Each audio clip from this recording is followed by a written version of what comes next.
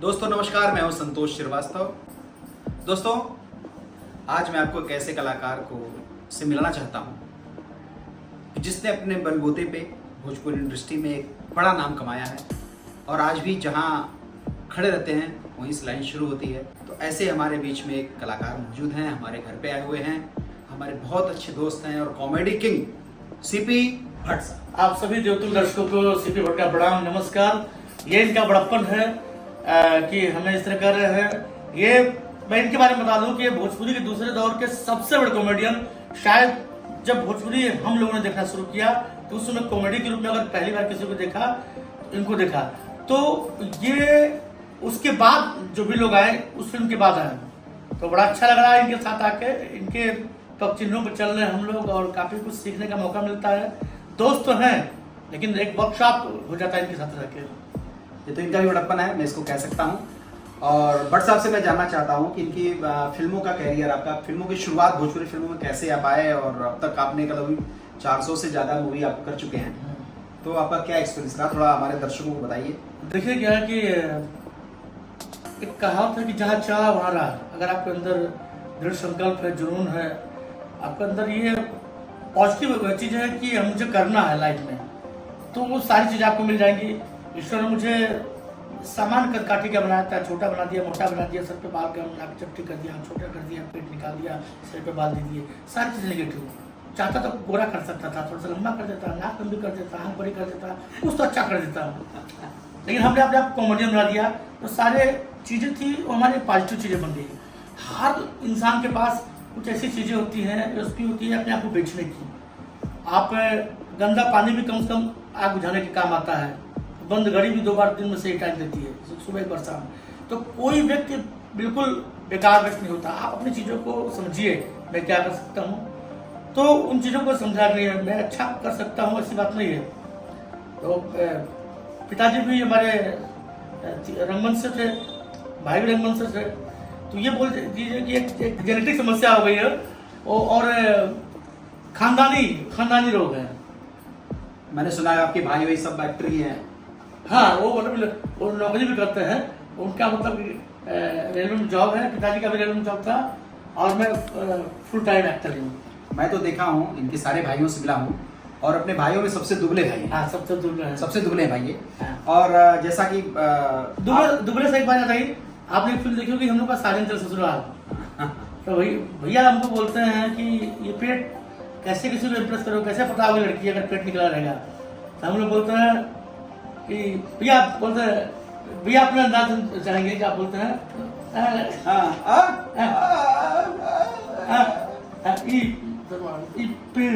पेट नहीं, सीना है, सड़क के नीचे आ गया। अच्छा, मजे की बात एक बताना चाहता हूँ आप लोगों से कि सीपी भट्ट तो एक एक्टर के बारे में, कॉमेडियन के बारे में और निगेटिव रोल इन्होंने किया है, बहुत अच्छे शानदार रोल किया है, इनकी एक्टिंग में कोई कमी नहीं है। साथ साथ ये अच्छे सिंगर भी हैं, आप गाने भी गा रहे हैं, आपके 1-2 गाने भी रिलीज हुए हैं। हाँ, चाहता हूं दर्शकों से 1-2 गाने गुनगुनाइए। देखिए क्या है कि हम सिंगर तो नहीं बोल सकते, हम दुस्साहसी सिंगर हैं। हम 4 सुर में 14 सुर भटक जाते हैं। और हमारे गुरु जी हैं श्री हमारे सांसद जी रविकिशन जी, हमने उनसे गायकी का प्रशिक्षण लिया है। बहुत अच्छा भैया, बहुत अच्छा। मैं भी दुस्साहसी सिंगर हूँ। बोलो हर हर महादेव, अद्भुत। क्या भैया तो गाते ही हैं, बस उनसे बहुत अच्छे गाते हैं। तो भैया का गाना सुना था, ओढ़नी का रंग पियर है बाबू, लागे के जैसे कतवा में हर हर महादेव, हर हर महादेव। बहुत अच्छा। आप 1-2 गाने आपके अपने छो आके बोलते, 1-2 लाइन। हाँ, थोड़ा सा पोस्टमार्टम किया हमने गानों का। सुर तो नहीं है लेकिन अंदाज आप दुस्साहसी सिंगर, आपने कहा दुस्साहसी सिंगर, दुस्साहस है।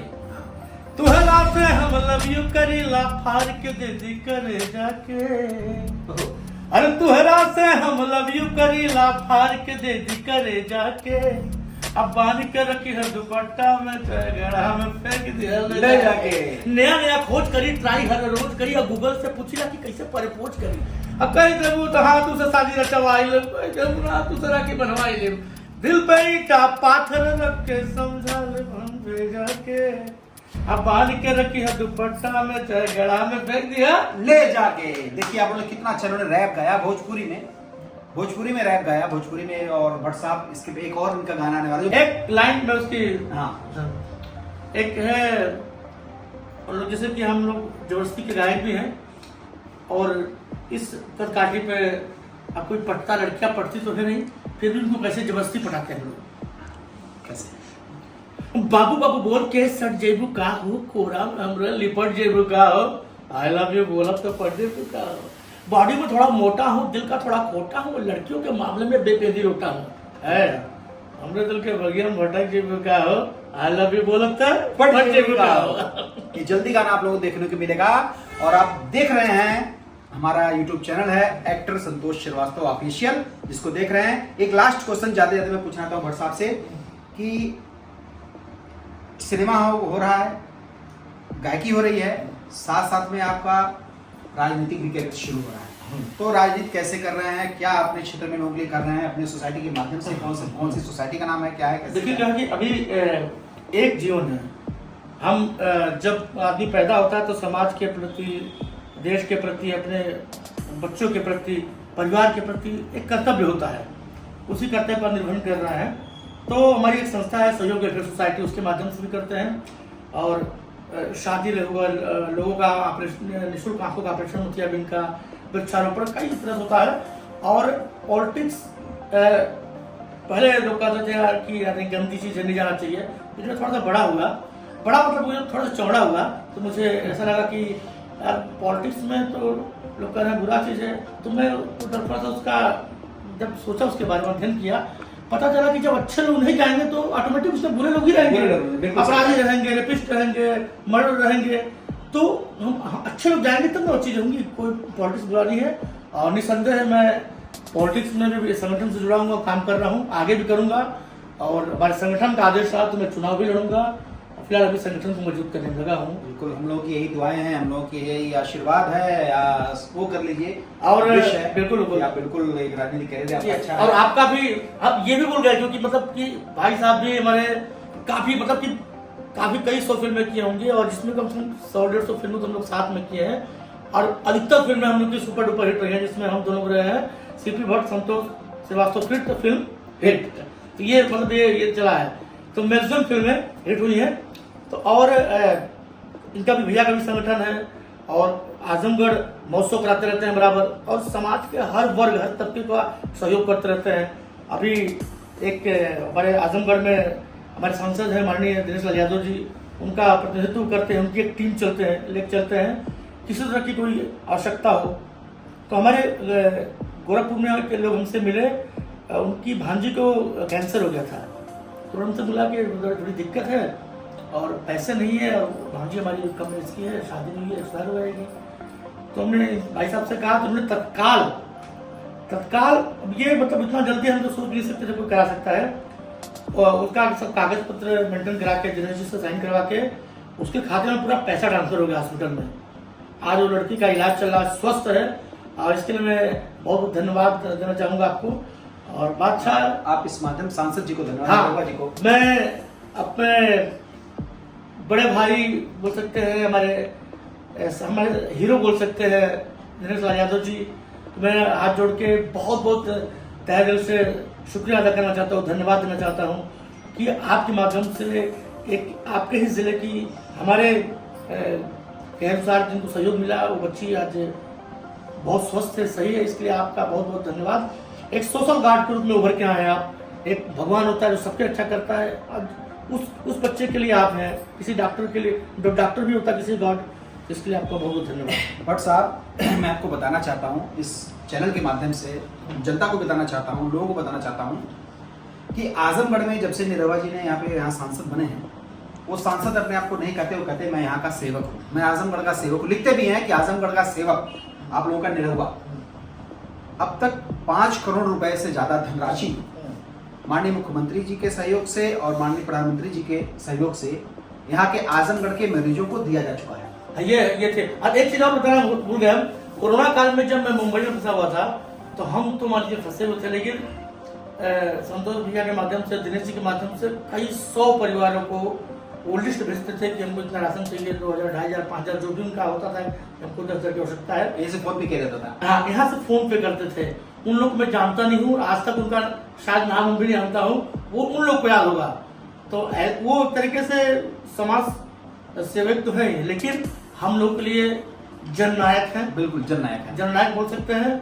और उनसे भी अगर मैं बड़ा किसी को मान सकता हूँ तो आपको मानता हूँ, क्योंकि आप नहीं होते तो काम नहीं हो सकता है। असली हीरो के रूप में आप हैं, क्योंकि मीडिएटर जो है, माध्यम आप हैं। तो हमारी तरफ से ढेर सारा आशीर्वाद, ढेर सारी दुआ कि आपको भी संगठन, सरकार मौका दे, इतना अच्छा नेता हमको मिल जाएगा। आप जैसे नेता, समाज सेवी, जो समाज के हर वर्ग से, जिसका बूथ स्तर पे, जो कम से कम 25-30 साल से समाज में काम कर रहा हो, बिना किसी पद पे, बिना किसी दायित्व में, जिम्मेदार पद पर रहे हुए, तो समाज का हर वर्ग की सेवा की आपने एनजीओ के माध्यम से, आपने व्यक्तिगत तौर पे किसी से कहवा कर, जी, चाहे कोई भी सरकार रही हो। तो आज ये आजमगढ़ का बहुत बड़ा सौभाग्य होगा कि भाई जैसा आपको जननायक मिले। अगर आगे मौका मिलता है तो आज के प्रार्थना है, रिक्वेस्ट नहीं हो रहा है, तो एक अवसर भैया को जरूर दीजिएगा, ताकि हमारा स्नान से ऊंचा हो गया। बिल्कुल। और मैं सोचता था, जैसे मैं 400 फिल्में भोजपुरी में किया और मुंबई जाकर नहीं किया, यहीं आजमगढ़ से जाके किया, तो लोग मुंबई में कहते थे कि यार तुम 2 दिन छुट्टी थी, भाग के आजमगढ़ जाते हो, क्यों जाते हो?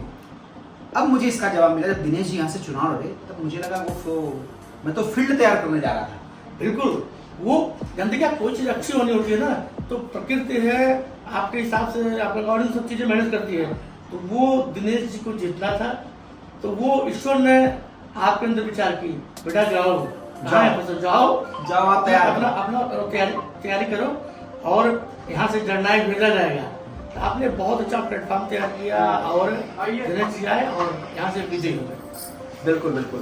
तो हम लोग यहीं से विदा देना चाहते हैं। और सबसे हाथ जोड़ के प्रार्थना है कि भैया का जो चैनल है एक्टर संतोष श्रीवास्तव ऑफिशियल, इसको आप लोग लाइक कीजिए, सब्सक्राइब कीजिए, शेयर कीजिए और घंटा जरूर दबाएंगे।